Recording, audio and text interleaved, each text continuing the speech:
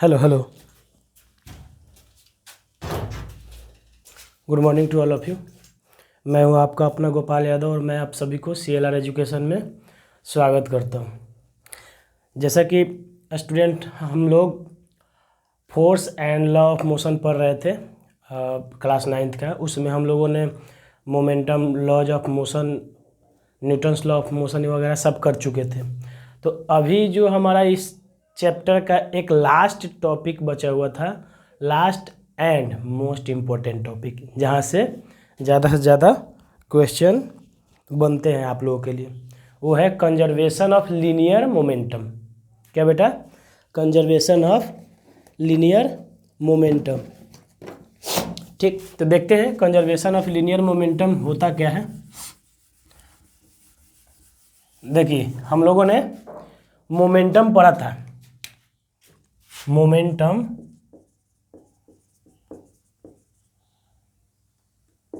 में हम लोगों ने क्या पढ़ा था कि P इज इक्वल टू क्या होता है, मास इनटू वेलोसिटी। ओके, और इसी को हम लोग बोलते थे लीनियर मोमेंटम। इसी को मोमेंटम जो हम पढ़े थे ना, उसी को लीनियर मोमेंटम बोला जाता है। ठीक, अब हमें पढ़ना है कि लीनियर मोमेंटम को कंजर्व कैसे करते हैं, मतलब ये कैसे कंजर्व होता है। तो इसका principle of conservation of linear momentum भी बोला जाता है इसको, और नॉर्मली इसको कंजर्वेशन ऑफ मोमेंटम हम लोग बोलते हैं। लेकिन इससे पहले एक चीज़ मैं आप लोगों को रिकॉल करवा दूं कि हम लोग न्यूटन्स लॉ पढ़ रहे थे, तो उसमें फर्स्ट लॉ पढ़े, सेकेंड लॉ पढ़े एंड थर्ड लॉ पढ़े। तो कैसे first law, second law and third law use होते हैं फिजिक्स में, वो मैं एक बार आपको बता देता हूँ। फर्स्ट लॉ हम लोग पढ़े थे, लॉ ऑफ इनर्शिया। ठीक, फर्स्ट लॉ के अकॉर्डिंग क्या आता है, इनर्शिया आता है, यानी कि उससे पता चलता है कि फोर्स लग रहा है। क्या हो रहा है? फोर्स लग रहा है कोई बॉडी पे। ठीक, सेकेंड लॉ हम लोग पढ़े थे कि force applied on a body is equal to change in momentum, या change in momentum in a body is equal to force applied on that body, ये था। ठीक, यानी कि उससे हमें force equal to mass into acceleration पता चला था सेकेंड लॉ से। ठीक, यानी कि हमें वहाँ पे पता चला, फर्स्ट लॉ से पता चला था कि फोर्स तो लगता है, और सेकेंड लॉ से पता चला कि कितना लगता है, कितना फोर्स लगता है। लेकिन थर्ड लॉ से पता चलेगा कि मोमेंटम क्या होता है, कंजर्व होता है। कंजर्वेशन ऑफ मोमेंटम अगर हम लोग पढ़ेंगे तो उसमें सबसे ज़्यादा अगर इम्पोर्टेंस है तो इसमें थर्ड लॉ का है। तो देखिए, ये लीनियर मोमेंटम का फॉर्मूला हम लोगों ने पढ़ा था।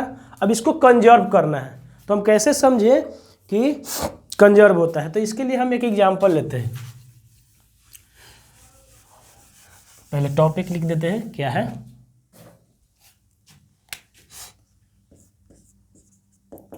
Principle of conservation of linear momentum. Okay, ये है हमारा टॉपिक। तो इसमें हम लोग देखेंगे क्या कि देखिए, कंजर्व क्या है, कोई भी बॉडी, अगर दो बॉडी एक दूसरे के ऊपर टकराते हैं, एक दूसरे के ऊपर फोर्स लगाते हैं, तो हमें पता है कि एक्शन रिएक्शन वहाँ पे पेयर बनता है।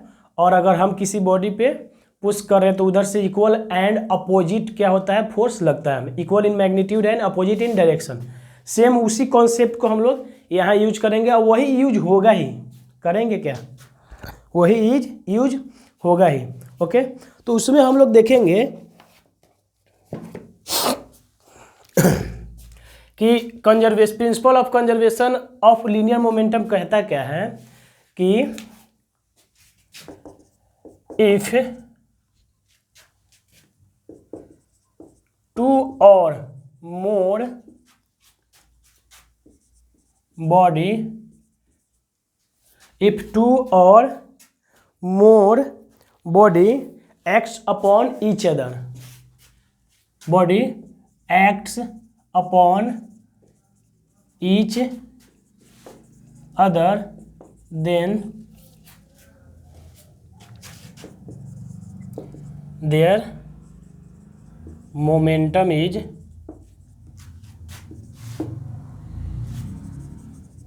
conserved provided that no external force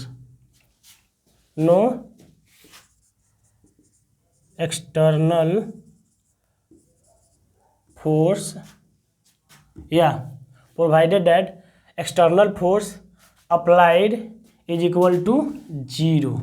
external force applied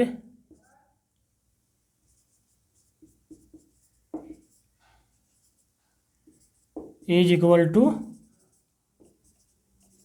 0. ये है principle of conservation of linear momentum का एक स्टेटमेंट है। ओके, ठीक। अब देखिए इसमें कह रहा है कि अगर एक बॉडी दूसरे बॉडी पे इंटरेक्ट कर रहा है तो उसका मोमेंटम क्या होगा, कंजर्व होगा। ठीक, यानी कि इससे क्या पता चलता है कि मोमेंटम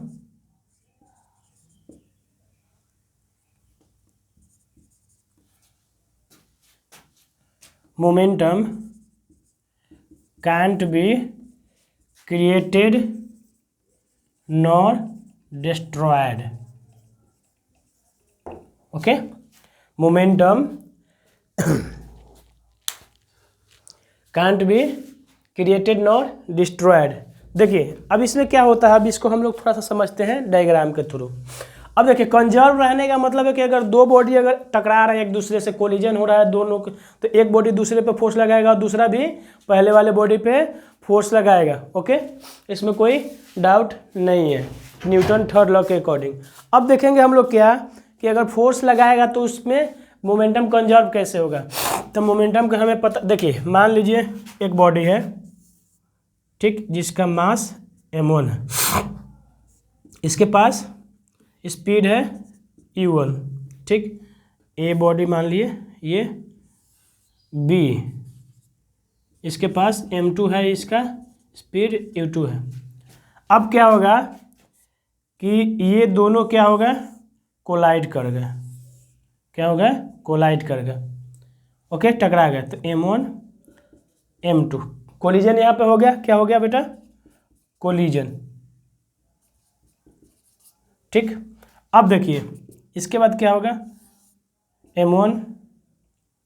m1 जो है उसका मास तो चेंज नहीं होगा, लेकिन अब इसमें स्पीड आ जाएगा v1 और दूसरा क्या हो जाएगा m2, जो ये m2 था, ये क्या हो जाएगा, उसका स्पीड क्या आ जाएगा v2। ओके, अब देखिए ये फिर से a b और ब्लैक मार्कर कहाँ गया,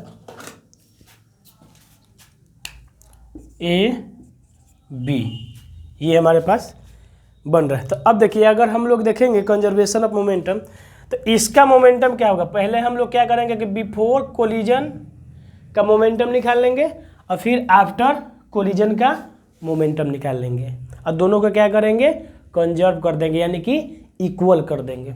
अब देखिए इसमें क्या होता है कि जब पहले इसका मोमेंटम क्या हो जाएगा, पहले ये देख लेते हैं, इसका ए का मोमेंटम क्या हो जाएगा, m1 u1, okay, B plus ये बी का क्या होगा, m2 u2। अब आ गया हमारे पास कोलिजन। ओके, अब फिर आफ्टर कोलिजन में हम लोग देखेंगे कि m1 का मोमेंटम क्या होगा, m1 v1, फिर b का क्या होगा, m2 v2। ये हमारा कंजर्वेशन ऑफ मोमेंटम, यही है हमारा कंजर्वेशन ऑफ मोमेंटम। समझ में आई बात, वेरी सिंपल, कुछ नहीं करना है, जो दोनों का मोमेंटम केवल निकाल करके इक्वल कर देना है। ठीक, तो थोड़ा स्पेस बनाते हैं।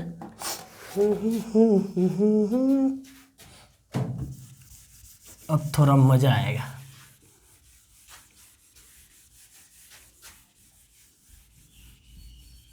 वार्म अप हो गया। मुझे भी वार्म अप की ज़रूरत पड़ती है।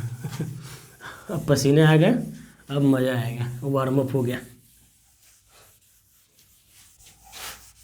देखिए momentum can't be created,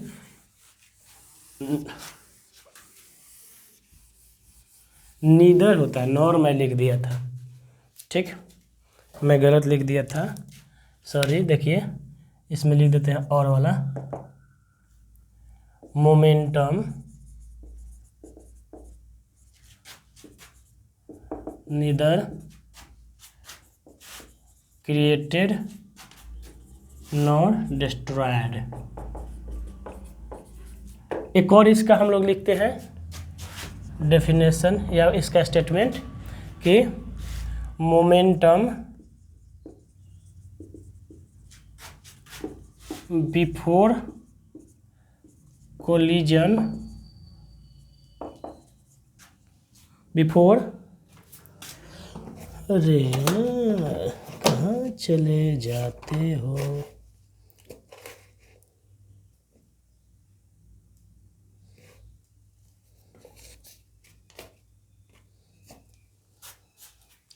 before collision is equal to momentum after collision, ठीक। स्पेलिंग मिस्टेक हो जाती है। चलिए तो 3 स्टेटमेंट हम लोगों ने ये लिख लिया कंजर्वेशन ऑफ प्रिंसिपल मोमेंटम का। तो ये मोमेंटम बिफोर कोलिजन यानी कि momentum before collision and momentum after collision यानी कि मोमेंटम आफ्टर कोलिजन हो गया। समझ में आई बात? यही है हमारा क्या, कंजर्वेशन ऑफ लीनियर मोमेंटम। अब यहाँ से एक स्टेप हम लोग क्या कर देंगे कि ये जो आफ्टर कोलिजन वाले जो मोमेंटम है, अगर हम लोग लेफ्ट साइड लेके आ जाए तो इधर क्या हो जाएगा, थोड़ा सा देखते हैं इसका सिनेरियो क्या आ जाएगा। ये एरो वाला दिए और क्या है, m1 u1 plus m2 u2 minus ये दोनों क्या आ जाएगा, इधर चला जाएगा तो m1 v1 minus m2 v2 is equal to 0, is equal to 0, ठीक। हम लोगों ने पहला स्टेटमेंट लिखा था तो उसमें लिखा था ना कि चेंज इन मोमेंटम यानी कि no external force applied on that body, ये जो सिस्टम है उस पर कोई एक्सटर्नल फोर्स अप्लाइड नहीं होगा यानी कि 0 होगा, इसलिए मोमेंटम कंजर्व होता है। तो देखिए 0 हो गया, चेंज इन मोमेंटम हो गया ना, एक मोमेंटम फिर दूसरा मोमेंटम। ओके, अब देखते हैं हम लोग कि मोमेंटम का जो एक डेरिवेशन होता है, ये जो फॉर्मूला हमने तो क्या किया कि डायरेक्ट हम लोगों ने पुट कर दिया, इसको डिराइव भी कर सकते हैं, इसको हम लोग डिराइव भी करेंगे लेकिन एक लंबा सा डेरिवेशन जाएगा हम लोगों का। ओके, और उसका कोई मतलब बनता नहीं है, लेकिन फिर भी कुछ लोग चाहेंगे कि सर डिराइव कर दीजिए तो डिराइव कर देंगे, ठीक। तो ये वाला ध्यान, ये फॉर्मूला याद रखिएगा, m1 u1 plus m2 u2 equal to m1 v1 plus m2 v2, ये आपका मोस्ट इम्पोर्टेंट है। और ये भी आपका, ये ज़्यादा यूज नहीं होगा लेकिन मैक्सिमम आपका क्वेश्चन में यही यूज होगा, ठीक। ओके,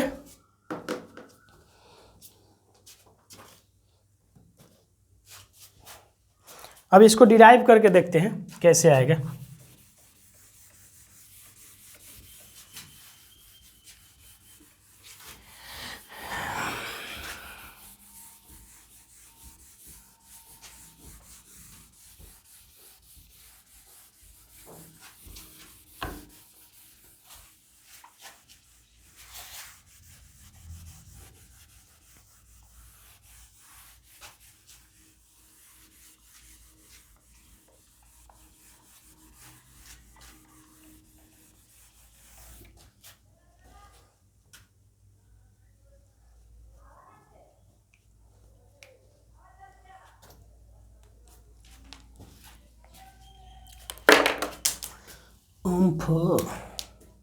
देखिए हम लोग एक केस लेते हैं कि एक ट्रक है, इसको ट्रक मान लेते हैं, ठीक, और एक कार है, चलो चक्का बना देते हैं थोड़ा सा,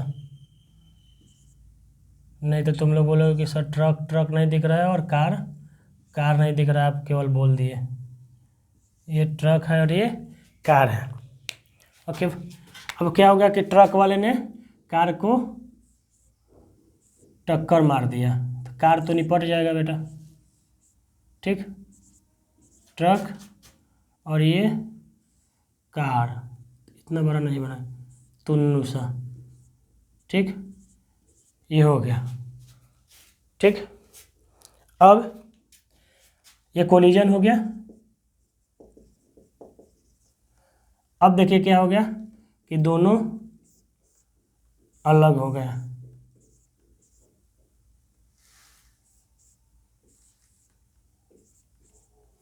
कार कार नहीं दिख रहा है और ट्रक ट्रक नहीं दिख रहा है, इसलिए आप सिर्फ मानिए, ठीक। ये इसका मास m1 है, इसका मास m2 है, m1 m2 m1 m2। अब देखिए इसका स्पीड क्या है u1, इसका u2।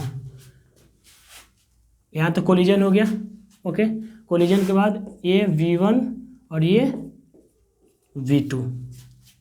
ओके, यही होगा ना। अब देखिए इसमें होता क्या है कि यहाँ पे न्यूटन थर्ड लॉ अप्लाई करेंगे हम लोग। क्या करेंगे? Newton third law. हम लोग देखेंगे क्या कि ट्रक और कार, लिख भी देते हैं भाई, ट्रक कार, ट्रक, नहीं तो दोनों दुखी हो जाएंगे कि हमारी पहचान तो, नक्शा सूरत तो बदल ही दिए हो, पहचान भी नहीं दे रहे हो, ठीक। ये हो गया। अब देखिए इसमें क्या होगा कि पहले ये अपने अपने स्पीड से जा रहे थे, फिर ट्रक वाले का दिमाग खराब हो गया, ड्रिंक एंड ड्राइव कर रहा था, होगा बेवड़ा टाइप का कुछ। अब ये क्या करेगा, बेवड़े कार को ठोक देगा। कार के जब ठोका तो देखिए कार में दूसरा वेलोसिटी आ गया। इसमें पहले क्या था, यू था, अब क्या हो गया, u1 था, अब क्या हो गया, v1 आ गया, ठीक। और इसमें v2 आ गया। देखिए एक बात देखिए कि जब ये बेवड़े ने इसको कार को ठोका, यानी कि ट्रक ने ठोका, तो क्या हुआ होगा कि ट्रक इस पे फोर्स लगाया। क्या लगाया? इस पे फोर्स लगाया। कौन सा फोर्स? F1, एक्शन के रूप में। क्या लगाया बेटा? एक्शन के रूप में F1 लगाया। और ये कार भी इसको रिएक्शन के रूप में क्या लगाया होगा? F2। क्या लगाया होगा? F2। यानी कि F1 is equal to F2, but direction क्या होगा? निगेटिव। बट डायरेक्शन क्या होगा बेटा? Negative, according to Newton third law of motion. According to Newton third law of motion. Okay, समझ में आई बात? ट्रक क्या लगाएगा? फोर्स लगाएगा F1, जो कि एक्शन फोर्स बोला जाएगा। और कार जो होगा वो ट्रक पे क्या लगाएगा? इक्वल एंड अपोजिट, जो कि रिएक्शन फोर्स होगा, ठीक। अब हम लोग देखते हैं कि F1 फोर्स जो लगाया तो कितना फोर्स लगाया। अब देखते हैं F1 जो है कितना लगाया, F1। ओके, तो फोर्स के लिए क्या होता है, अब ये फोर्स लगेगा, F1 लगाएगा, तो देखिए इसमें क्या होगा कि कार पहले U2 था, अब क्या हो जाएगा? V2, ठीक। पहले क्या था, अब देखो ट्रक जो कार को टक्कर मारा, तो कार के पहले क्या था? U1 न था, हाँ U2 था, ठीक। U2, अब क्या हो गया? V2। अब जो ये U2 से V2 हुआ, तो इसमें कुछ ना कुछ तो टाइम लगा होगा बेटा, इसमें कुछ ना कुछ टाइम लगा होगा। अब देखते टाइम लगा, यानी कि हम लोग यहाँ बोल सकते हैं कि U2 से V2 हो गया, यानी कि V2 minus U1 upon T, V2 minus U1 upon T, यानी कि टाइम लगा। ओके, ये हमारा ये चेंजेज आया है स्पीड में। ओके, हमें पता स्पीड, इसको हम लोग क्या बोलते हैं? एक्सेलरेशन बोलते हैं ना। ये V2 minus U2 upon T को क्या बोलेंगे? एक्सेलरेशन। यानी कि F1 का जो वैल्यू हमें फाइंड आउट करना होगा, तो अगर उसके मास से मल्टीप्लाई कर दें तो क्या हो जाएगा बेटा? क्या हो जाएगा हमारे पास कि उसका फोर्स निकल जाएगा। तो देखिए कार का मास क्या है? मास है m2 और एक्सेलरेशन क्या है? v2 minus U2 upon time. इसको हम लोग थोड़ा सा इक्वेशन 1 बोल देते हैं। क्या बोल देंगे बेटा? 1 बोल देते हैं। ये F1 का कहानी हो गया। अब देखिए ये एक्शन फोर्स है। क्या है? एक्शन, जो ट्रक ने लगाया। ठीक, ट्रक ने लगाया। क्या लगाया? एक्शन। अब देखते हैं, थोड़ा सा इसका रिएक्शन देखते हैं। अब रिएक्शन के रूप में कौन सा फोर्स लग रहा है? F2। क्या लग रहा है? F2 लग रहा है। जियो हो बिहार के लाला। देखिए F2 लग रहा है। ओके, अब कितना लगेगा?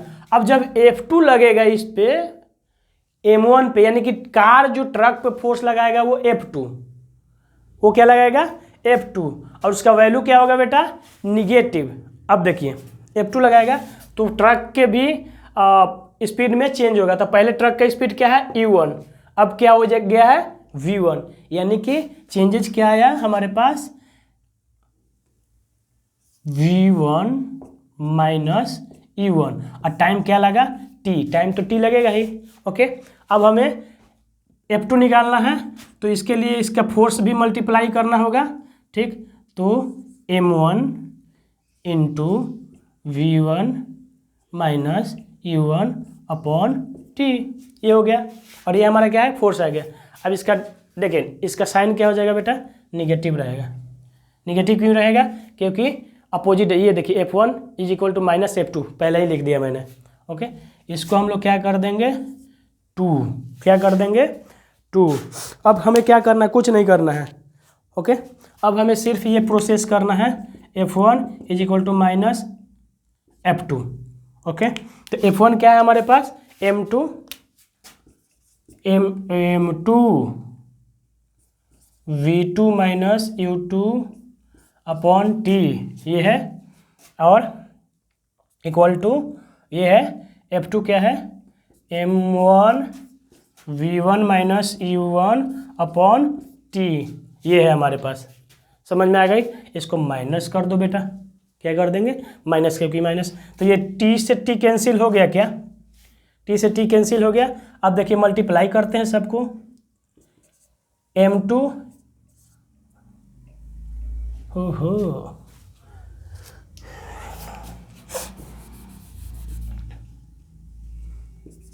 M2 V2 minus M2 U2 equal to minus M1 V1, minus minus plus M1 U1 हो गया। ओके, अब क्या करेंगे? ये V वाले पार्ट को अलग और U वाले पार्ट को एक जगह कर लेंगे। तो देखिए ये उधर जाएगा और ये इधर आ जाएगा, तो ये माइनस में तो इधर आ गया M2 V2 plus M1 V1। Okay, equal to क्या हो जाएगा बेटा? ये इधर जाएगा, यानी कि पहले से उधर M1 U1 बैठा है और उधर चला गया M2 U2। चलो यहाँ तक आ गया, यहाँ तक हमारा आ गया। अब थोड़ा सा स्पेस बना देते हैं। डिराइव हो गया है, हमारा काम हो चुका है।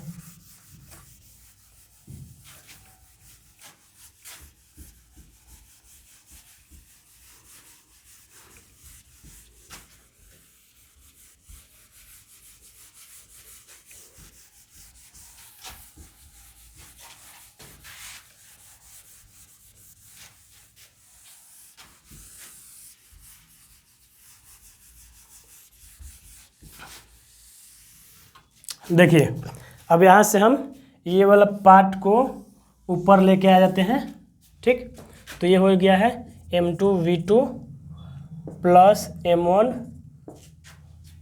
V1 equal to M2 M1 है ना, M1 U1 plus M2 U2। यही है हमारा, यही तो हम लोग निकाले थे। इसको थोड़ा सा अच्छे से लिख देते हैं। M1 U1 plus M2 U2 is equal to M2 V2 और सॉरी 1 1 1 1 1 1 को ज़्यादा ही दूरी बढ़ गई।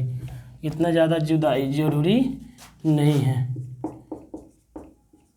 M2 V2, यही हम लोगों का कंजर्वेशन ऑफ लीनियर मोमेंटम था।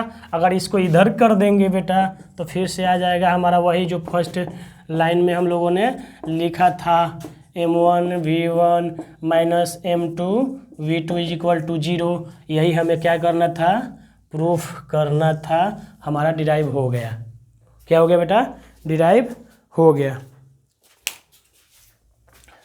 इसका डिराइव हो गया। तो कंजर्वेशन ऑफ मोमेंटम को हम लोगों ने क्या कर दिया, डिराइव कर दिया। अब देखिए इसका एग्जाम्पल कुछ देखते हैं। एग्जाम्पल क्या होता है, इसमें एग्जाम्पल थोड़ा देखना होता है।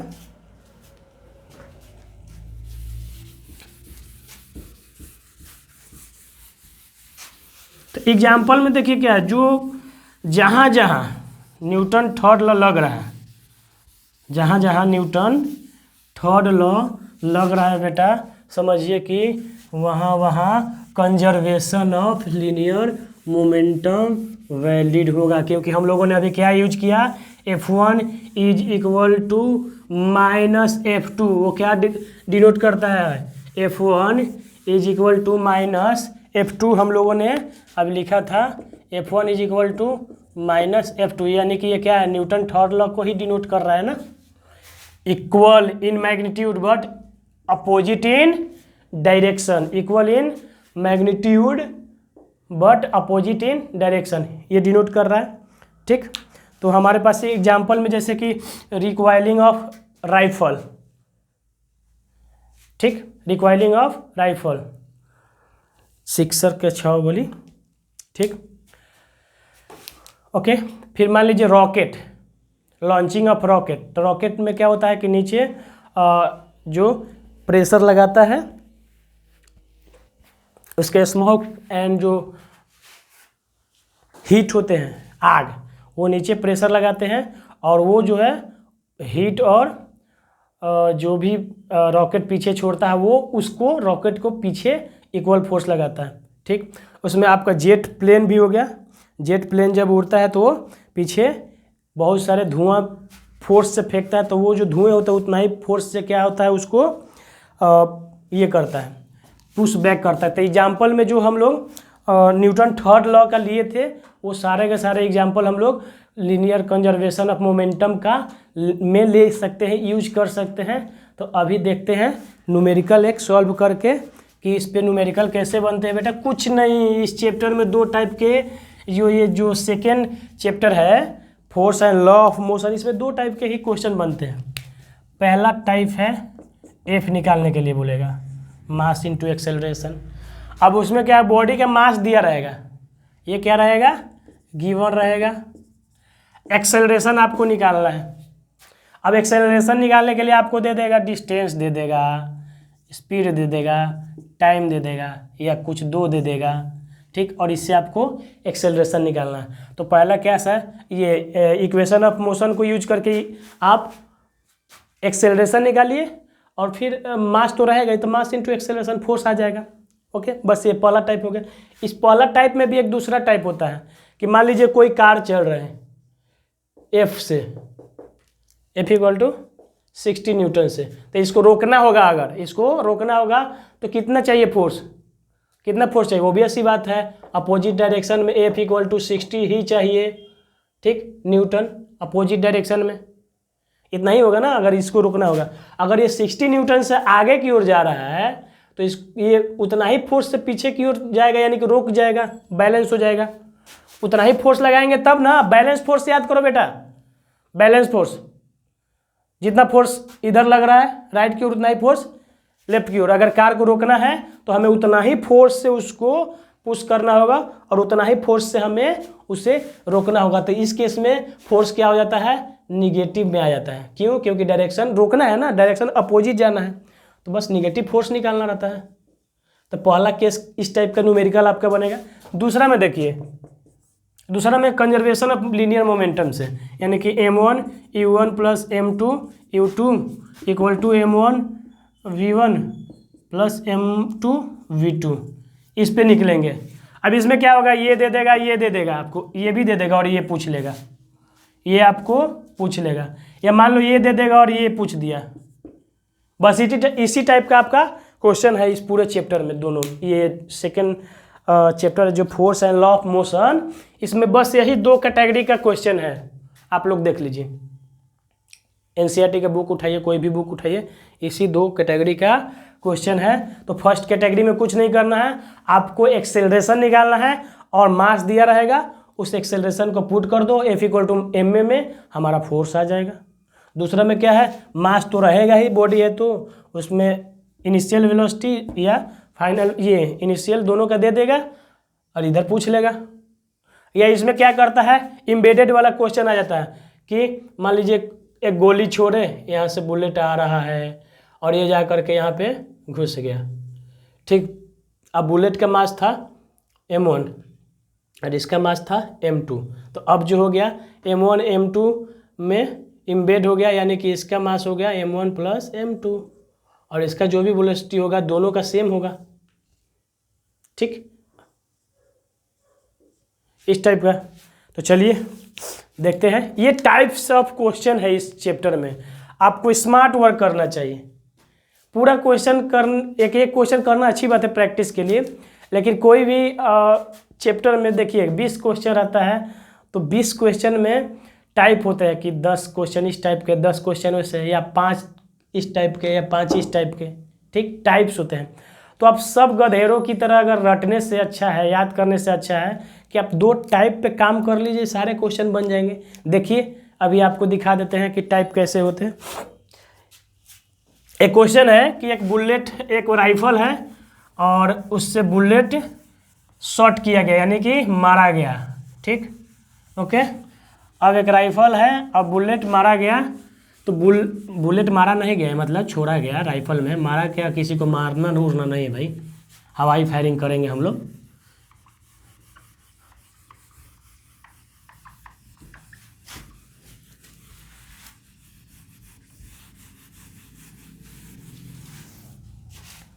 एक क्वेश्चन है बेटा कि a bullet of mass 10 gram is fired from a gun of mass 6 kg with a velocity 300। देखिए एक राइफल बनाते हैं, कैसे राइफल बनाए भाई, राइफल, ठीक, ये राइफल थोड़ा सा गंदा सा हम राइफल बना रहे हैं, लेकिन मान लेते हैं, अरे बढ़िया बढ़ गया, ये ऐसे हो गया, वाह मस्त जियो, हम भी कलाकारी कर सकते हैं। ये ट्रिगर हो गया, ओके, राइफल हो गया, ठीक। इसका मास है, अब इसको m1 मान लेते हैं, ठीक, इसको m1 माने कि m2 माने, कुछ भी मान लेते हैं। हाँ 6 kg है इसका जो मास है 6 kg है, ठीक। और बुलेट है, बुलेट बाबू चलिए आइए, ऐसे रहते हैं ना, बुलेट है, तो बुलेट का मास है 10 ग्राम, कितना बेटा, 10 ग्राम है। अब ये बुलेट जो छूटा, यानी कि बुलेट छूटा, अब बुलेट को थोड़ा सा बड़ा बना देते हैं क्योंकि छूट गया ना, बुलेट का बुलेट ट्रेन जैसा बना देते हैं, और ये पीछे ये, तो ये क्या है 10 ग्राम है और स्पीड कितना है 300 मीटर पर सेकेंड है। तो फर्स्ट ऑफ ऑल इसको हम लोग क्या करेंगे, ये जो मास है बेटा ये बुलेट का, तो इसको क्या करेंगे, इसको केजी में चेंज कर देते हैं, क्योंकि केजी में आ जाएगा तो हमारा ज़्यादा इजी हो जाएगा। तो ये 10 ग्राम अपॉन 1000 ग्राम यही होता है ना, ओके। तो ये कितना आ जाएगा हमारे पास 0.001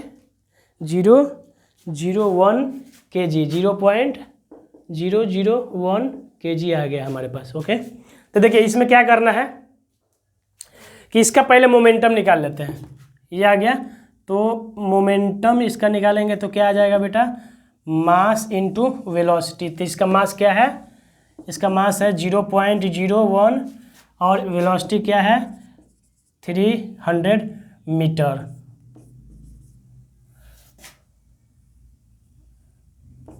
kg मीटर पर सेकेंड ये है। इसको ऐसे ही छोड़ देते हैं, इसको ऐसे ही छोड़ दे, या सॉल्व कर लेंगे तो ये क्या आ जाएगा 3 आ जाएगा, ठीक।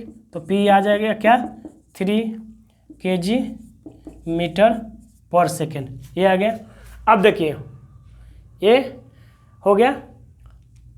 अब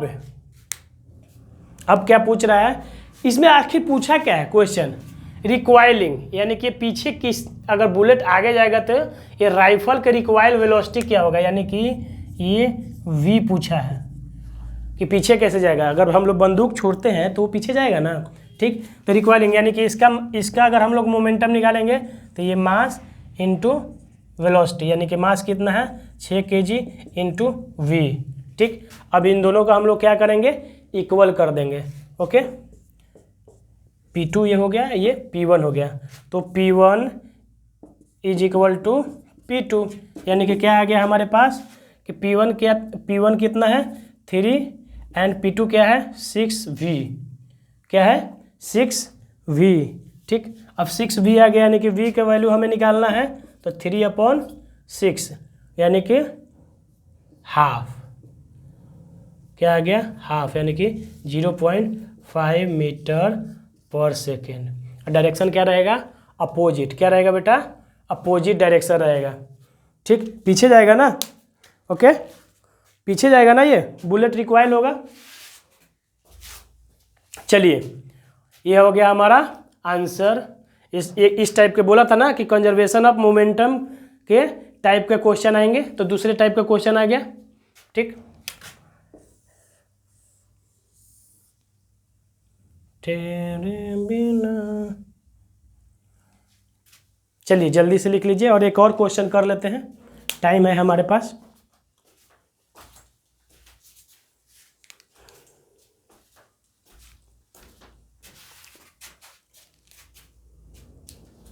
एक और क्वेश्चन हम लोग करते हैं क्या बेटा, देखते हैं।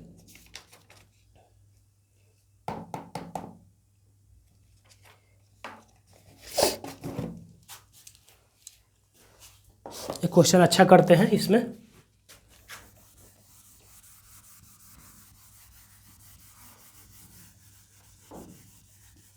राइफल तो बड़ा अच्छा बना दिया मैं, इसको रब करने का मन नहीं कर रहा है।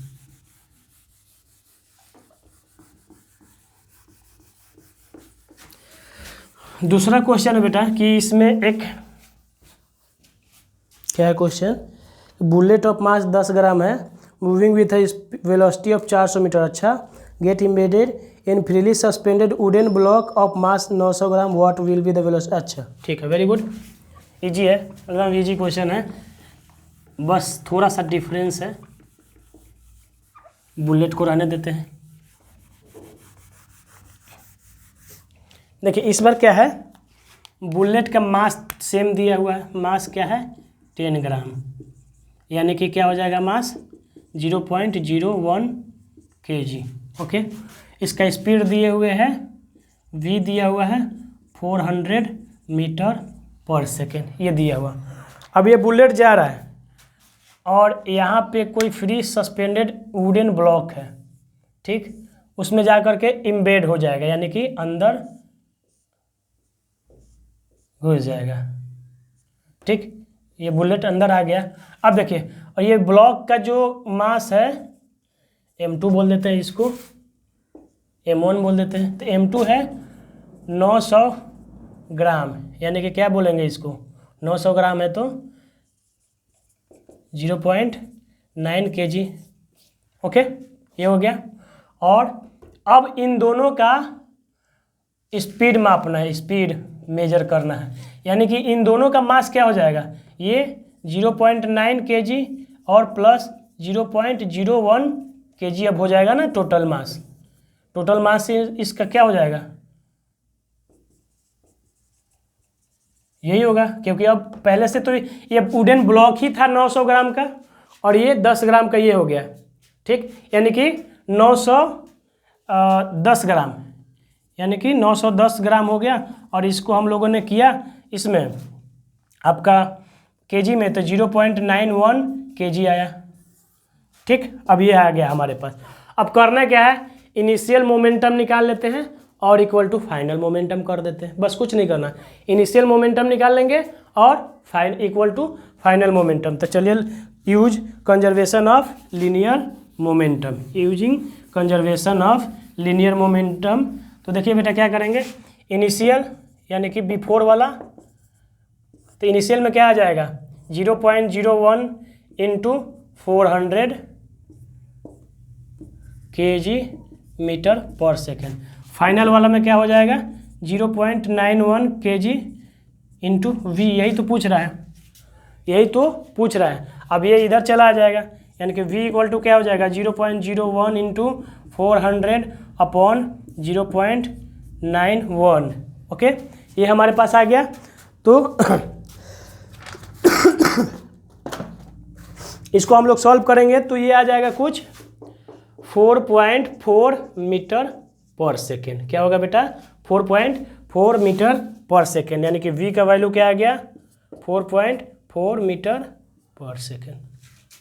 ठीक, इतना आता है, बहुत ईजी है, कुछ नहीं करना था। इसमें बुलेट जाकर के इम्बेड हो गया, तो अब दोनों का मास ऐड हो गया ना, अब दोनों का मास ऐड हो गया। ओके, अब दोनों का मास ऐड हो गया तो अब मोमेंटम दोनों क्या होगा सेम स्पीड से मूव करेगा, यानी कि जो स्पीड ये ब्लॉक का होगा वही स्पीड क्या होगा ये बुलेट का होगा। ओके, तो इसीलिए दोनों का मास हमने क्या करा ऐड कर दिया। ऐड करने के बाद क्या आया 0.91 kg आ गया बस। अब मास ये, अब इसका मोमेंटम क्या आ गया मास इंटू वेलोसिटी, यानी कि 0.91 इंटू वी, यही तो इक्वल किया हमने यहाँ पे डायरेक्ट। ठीक, आई होप कि आप लोगों को समझ में आ गया होगा।